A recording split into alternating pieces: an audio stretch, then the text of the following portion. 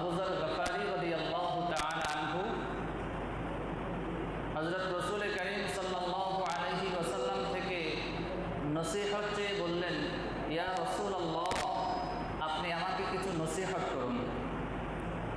তো রাসূল কারীম সাল্লাল্লাহু আলাইহি ওয়াসাল্লাম তাকে নসিহত করে বললেন, উসিকা বিতাকওয়াল্লাহ ফাইন্নাহু আযয়ানু লিআমরিকা কুল্লি।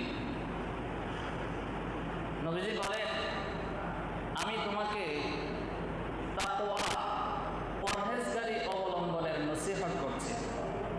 আমি তাকওয়া এবং পরহেজগারি অবলম্বন করো, কেননা তাকওয়া তোমার সব বিষয়কে সুন্দর করে দিবে। সুবহানাল্লাহ। এটুকু শুনে হযরত আবু যর গফারি রাদিয়াল্লাহু তাআলা আনহু বললেন, ইয়া রাসূলুল্লাহ, আপনি আমাকে আরো কিছু নসিহত করুন।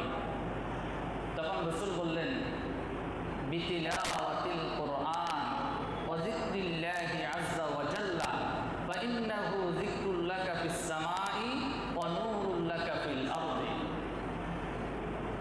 তুমি যত্ন সহকারে কোরআন তেলাওয়াত